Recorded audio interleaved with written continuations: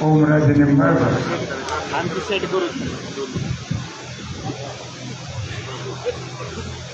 कार्यक्रमाला उपस्थित असलेल्या सगळ्या माझ्या भगिनी, 2 दिवसाच्या निरोपावर आपापल्या खर्चानं आपापली वाहनं घेऊन या ठिकाणी उपस्थित असलेले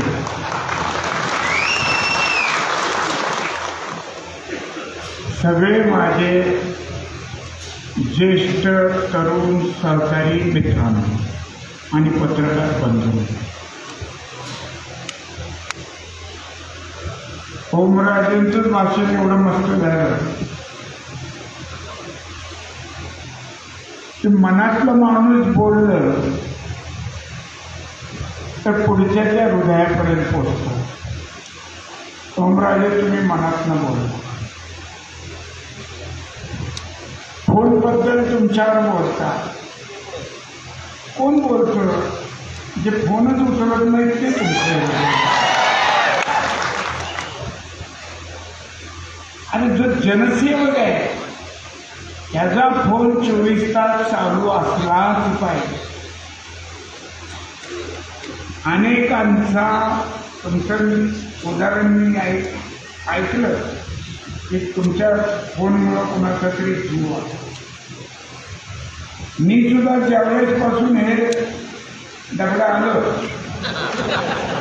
त्यावेळेस पासून ते कधीही माझ्याकडे बंद नसतं.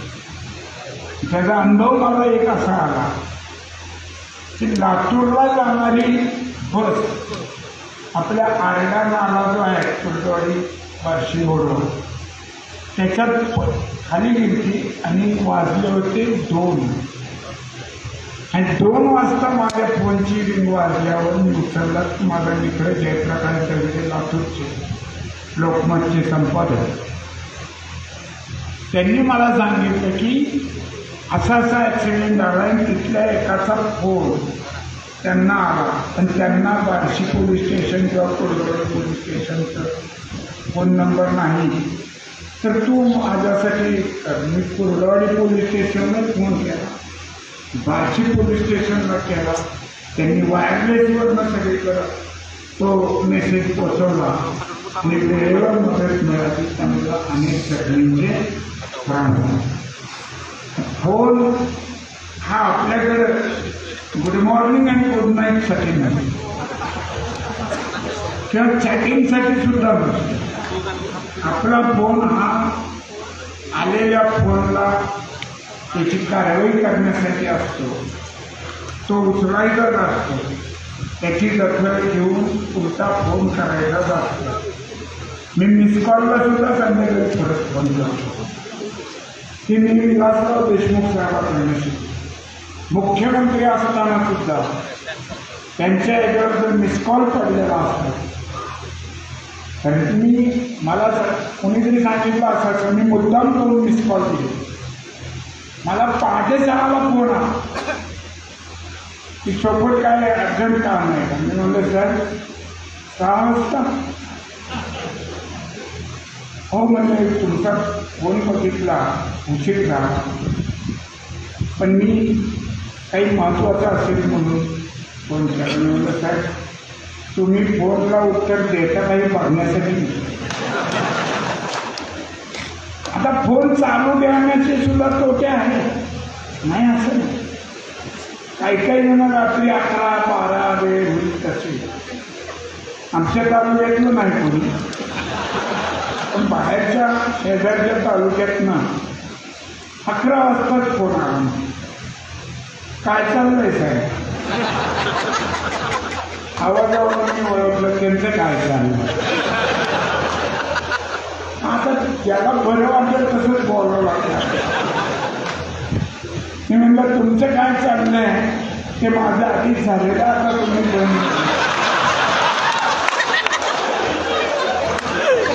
एकदम खुश झाला की वार कसा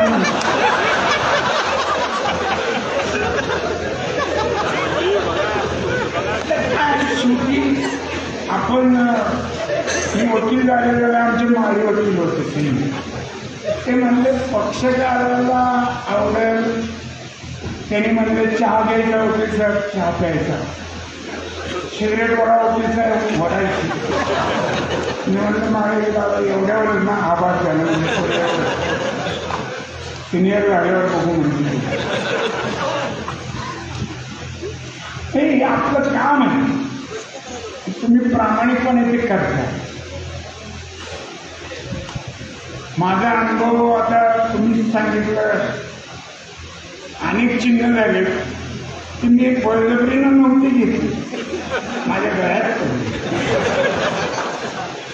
मी काय धनुष्य बाण घेऊन खाली वर काय कुठलं द्रौपदी स्वयंवराला नव्हतं घेतलं.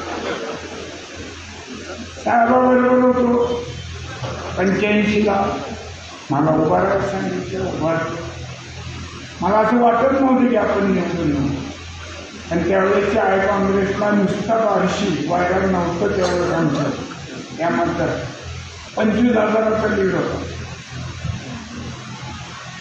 आणि मला म्हणले आता तुला उभारावं लागेल.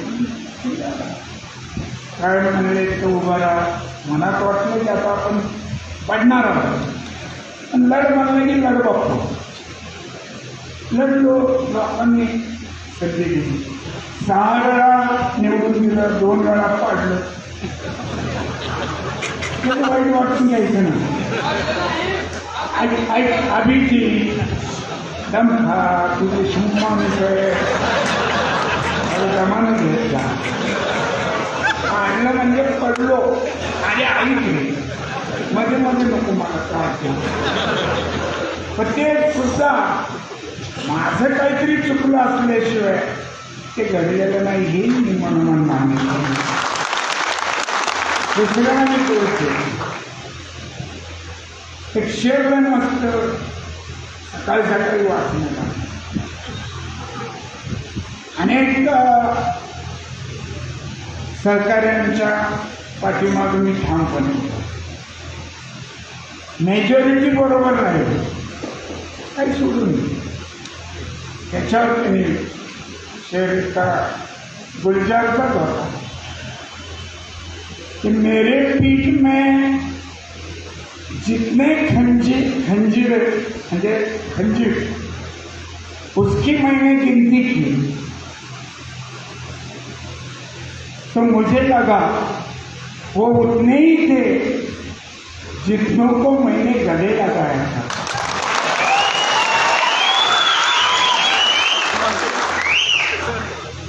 हेही प्रसंग असतात आयुष्यात. त्याच्यामुळं फारसं मनाला लावून घ्यायचं. शेवटी चालत जायचं असतं. बरोबर नाही आला नाही, जे आहेत त्यांचं भवितव्याची काळजी करत आपण पुढे गेलो. तरुण पिढीसाठी केली. पूर्वी तरुण असताना मी मोकार बोलायचो, त्यावेळेस ते शोभून दिसायचे. आता मला तसं करता येत नाही. कारण कोणावर बोलायला गेलं तर त्याच्याबरोबर मी पूर्वी काम केलेलंच. पुन्हा बोलावं आता. माझ्या वेळेस 85ला निवडून आलेले आता फक्त भुजबळ साहेब आणि बाळासाहेब थोरात सिनियर. पहिल्यांदा आम्ही तिघेही त्यावेळेसचे, आता ते दोघं आहेत विधानसभेत, मी नाही. त्यामुळे सिनियरिटीप्रमाणे मला आता वाढवलं. आणि मी तुमच्या ह्या सगळ्यांचा तानसा घेत होतो. लोकसभा लागणार म्हणल्यावर अनेक जण मला फोन करायचे. आपुलकी असल्याशिवाय कोण करतो? काय करायचं साहेब? कशाचं काय? आणि लोकसभेचं म्हणजे ठरवू तरी द्या उमेदवार. नाही एक ठरलं आहे. मी म्हणलं तुमचं काय मत आहे? नाही ती चांगलं आहे. मला कामाला मला मतदारांना असं वाटायचं की माझं मत काढून घेतो काय शिकवलं. म्हणून मी म्हणलं लोकांच्या मनात काय हे सुद्धा आपल्याला कळलं. आणि कळताना जो फोन करतो तो लोकांमधला असतो, पुणे मुंबईचा नसतो. मग त्यांनी सांगितलं मला, आणि मी बऱ्याच जणांना आता आमच्या मनोज अप्पाकडे जेव्हा येतो दंदडे आहेत बसलेले बाबा पाण्यावरती, सुधीर भाऊ काळे आले, बरीच सगळी मंडळ आहे. असं बसल्यावर कळतं किंवा काय लोकांच्या मनात. आणि तुम्ही म्हणले तसं ग्रामीण भाग असो, तालुक्याची बाजारपेठ राजे ही ग्रामीण भागातल्या उत्पन्नावर अवलंबून आहे. शेतकऱ्याच्या घरात लक्ष्मी आली धान्य विक्रीच्या रूपानं, तर तालुकाच्या बाजारपेठेत लक्ष्मीचा वावर. 15-15 दिवस व्यापारी गिरायकाची वाट बघते, अशी परिस्थिती आहे. कारण ज्याच्यात जो गिराईक म्हणून येणार आहे त्याच्यात पात्रात काही नाही, तर त्याने घ्यावं. ही एवढी वाईट अवस्था ही नुसती अर्थकारणाची नाही तर राजकारणाची सुद्धा झाली. काय कुणाचा पायपोस कुणाच्या पायात नाही, कुणा मागं जावं कळलं गेलं. म्हणून म्हणलं आपण ज्याला पिंडांना लावता नुसतं बोलवावं सगळ्या, आणि मग तुम्हाला बोलवावं. यांच्या मनात काय आहे मला माहिती आहे, माझ्या मनात काय आहे ते ह्या सगळ्यांना माहिती.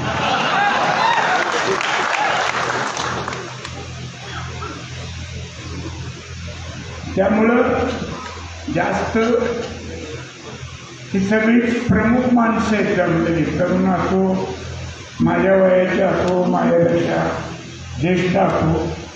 फारसा आता ज्येष्ठ फार थोडी माणसं राहिलेली आहेत माझ्यापेक्षा. माझ्या गणपतराव देशमुखांना सवय होती, बंधू भगिनींनी आणि माझ्या ज्येष्ठांनी एक शेजारी बसलो होतो, कोण राहिलं का ज्येष्ठ म्हणतात ते म्हणजे हो ते खरं त्याला आता सवय आहे. पण आहे आमच्या माझ्यापेक्षा अजून जे काल करून भेटले तांदूळवाडीचे आमचे चौधरी मामा आणि उक्कलगावला आठवण काढलेली अक्षर मार्केटचं आहे दत्तू मानकरी 101 आणि तांदूळवाडीचा मामा आमचा 102. हो अजूनही बुद्धी शाबूत व्यवस्थित सगळं रोजचे वर्तमानपत्र वाचून घेतात, माहिती घेतात. गेल्या ओळखलं दत्तू माणसाने. म्हणजे अशी लंगेटीची इथं परंपरा असलेली काही गावं आहेत आणि सगळे सत्सद विवेक बुद्धीला जागृत घेऊन मतदान करणारी माणसं पारशी हर चौकस तालुका आहे. इथं माज कुणाचा चालत नाही. चुकीला शिक्षा आहे, फक्त दम काढते. दम धीर कुस्तीगिरांचा तालुका आहे, त्याच्यामुळं दम पुढच्याचा येईपर्यंत स्वतःचा दाखवत नाही असा आमचा तालुका आहे. आणि निश्चितपणानं तुमच्यासारख्या व्यक्तिमत्व, मी तुम्हाला म्हणलं की मी सगळ्या पक्षाचे सगळे नेते सगळे कारभार बघितलेला माणूस आहे.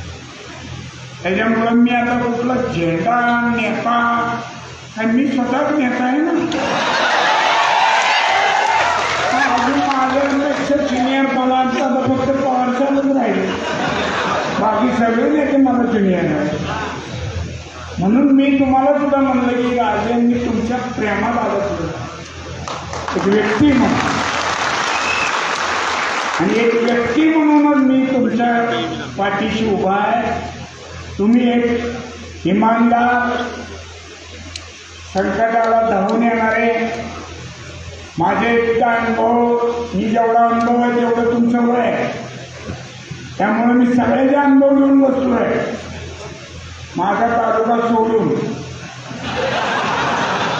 अनुभव म्हणजे चांगले वाईट माझ्या तालुक्यातले अनुभव 90% चांगले, 10% आता असतंच, कुठेही असतं, तांदळात खडे असतात, इलाज नाही. पण म्हणून सगळ्यांना या ठिकाणी आवर्जून विनंती करून बोलवलं आणि सगळ्यांनी माझ्याजवळ मनोगत व्यक्त केलेलं आहे. आणि तुम्ही एक व्यक्ती, काम करणारी व्यक्ती, तुम्ही जे आत्ता सांगितलं एवढंच काय, पण उद्धव साहेबांचं सरकार तेवढंच होतं. त्यावेळेस आमच्यातले सुद्धा शूरवीर तुमच्या पाठीमागं जाऊन त्या ठिकाणी कामं सांगत होतं. हे मी पाहिलेलं आहे.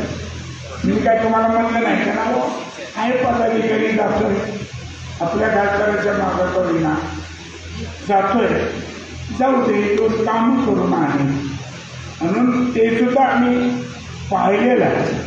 आणि तुम्ही 2.5 वर्ष उद्धव साहेबाच्या वेळी चांगल्यापैकी काम केलेलं आहे. या तालुक्यातले अनेक रस्ते उद्धव साहेबांच्या काळातले मंजुरीचे आणि निधीचे आपल्याला तयार झालेले आणि कामं सुरू असलेले दिसतात.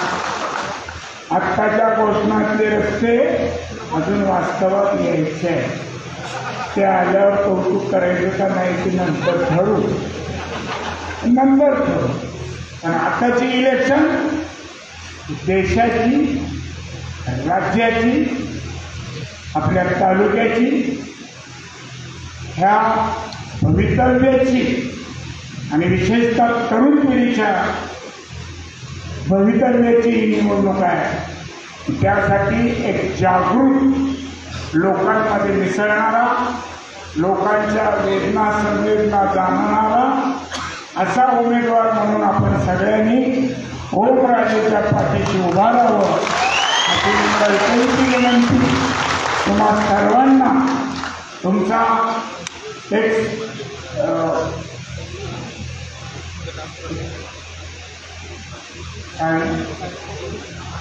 कुटुंब प्रमुख, खरं तर मोठा प्रकार आहे कुटुंब प्रमुख. आणि तुम्ही म्हणले राहते की मी 24 तास वगैरे, तर ते सुद्धा मी भोगलंय. इतकंही या वयात नको, घराकडे पण लक्ष असलं पाहिजे हेही सांगणं. कारण काय असतं जोडीदाराचं सहकार्य आणि त्याची किंमत ही फार वेगळी असते. तुम्ही नशिबानं एक चांगली जोडीदारी तुम्हाला मिळाली आहे. त्या स्वतः जागोजागी फिरतात, वागण्यात नम्रता आहे आणि तुम्हाला हे यश मिळो अशी मी भगवंत चरणी आणि संतनाच्या वेळी प्रार्थना करतो आणि माझे 2 शब्द संपवतो. जय हिंद, जय महाराष्ट्र.